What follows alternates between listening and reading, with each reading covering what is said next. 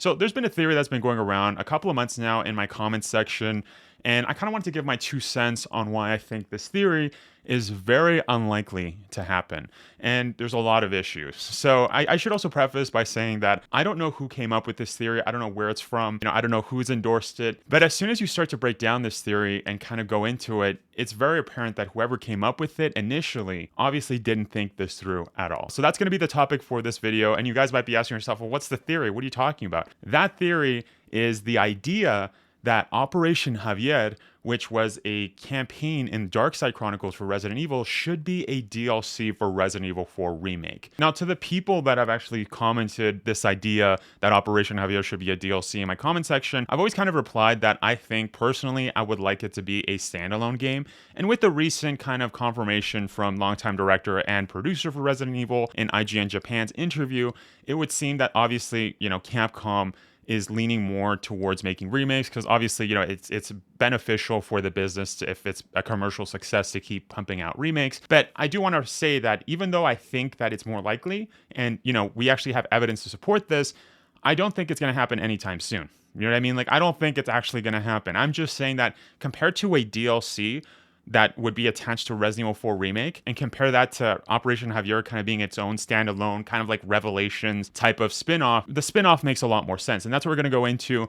Obviously, the first problem that you run into if you're going to have Operation Javier being a DLC for Resident Evil 4 Remake is the fact that the majority of the DLCs that have released for Resident Evil titles, going all the way back from the OG Resident Evil 4, have kind of reused a lot of assets. Even if we discuss Resident Evil 4 Remake, you're going through a lot of the areas that Leon went through in the base game. It's very rare where Eda is actually going through a section that, Leon has never been in, kind of like the island section where, she goes through the lasers. That's obviously a section that Leon hasn't gone, but the majority of the game, you're going through sections that Leon has gone through.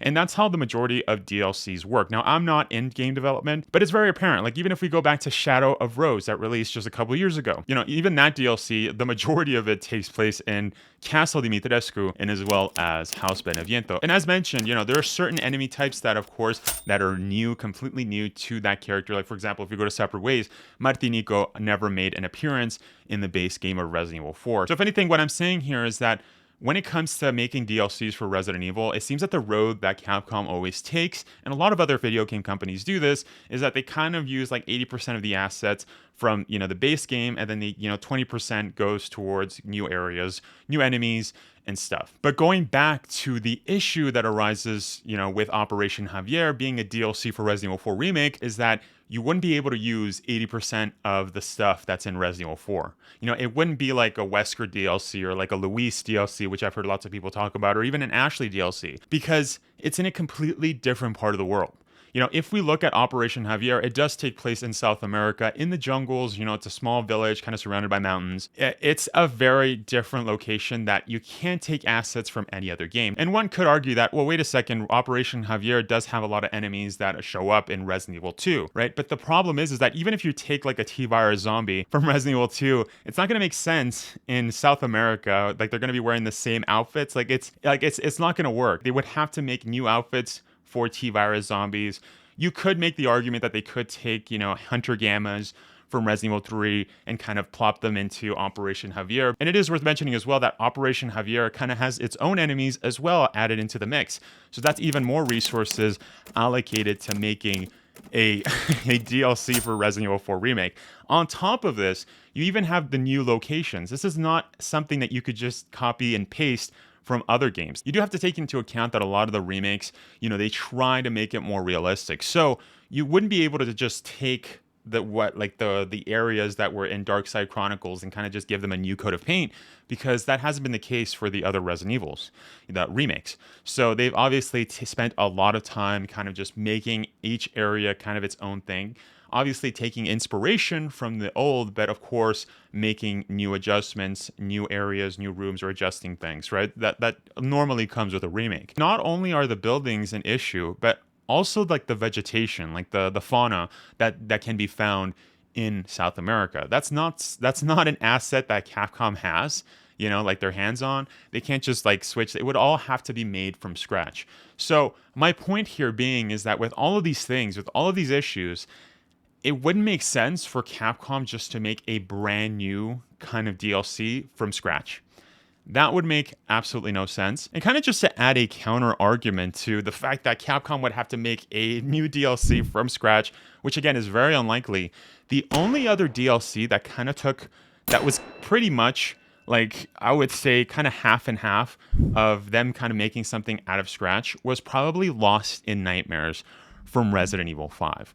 This is a DLC for a game that took a lot of assets from Resident Evil, as the community calls it, Resident Evil 3.5, which was an early build of Resident Evil 4, like the OG. It's like the only time that Capcom kind of took a bunch of old assets and kind of recycled them for a new assets, right? For a new kind of project. So that's the only time in Resident Evil history where that's happened, right? To my knowledge. Now, I almost forgot to also mention Desperate Escape. Desperate Escape is also weird in the fact that it's not a completely new location because, of course, we do see like those areas in the cutscenes. But, you know, it's not an area that you run through in the base game of Resident Evil 5. So that was also very strange. And I guess the counter argument to that counter argument is the fact that Lost in Nightmares and, of course, Desperate Escape, they released in 2010. And it's been 13 years since then. And in those 13 years, Capcom has always used the formula of reusing a lot of the same assets. Kind of like what I was saying before, where it's like a rough 80-20 situation, where 80% is the base game and like 20% is like new stuff. So, again, going back to our main topic of Operation Javier being a DLC is super unlikely. You know, if we take into account all of the things that I've mentioned, right? It's kind of crazy to think that Capcom, and it's kind of asking a lot on Capcom as well to be like, I want them to make a new thing completely from scratch and make it a DLC. And the other thing that I should also mention as well is kind of going back to my idea is that, you know, if Capcom in a couple of years decides to go back and make a kind of standalone remake, very similar to the Revelations, as I've stated, for Operation Javier, it would be a very good chance for Capcom to just really focus on the story. It's worth mentioning, even with Resident Evil 4 Remake, they changed the story for Operation Javier. And even if we go back to Darkside Chronicles, you know, when it released, the Operation Javier did kind of feel like an in-game DLC. You know, it was actually the shortest campaign out of all of the other campaigns, right? The Resident Evil Code Veronica, Game of Oblivion, I think, and Memories of a Lost City, Resident Evil 2.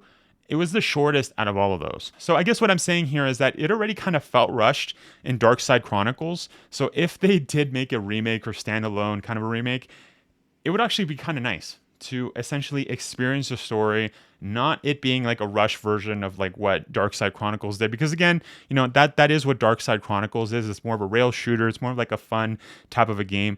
It's not really going into the story.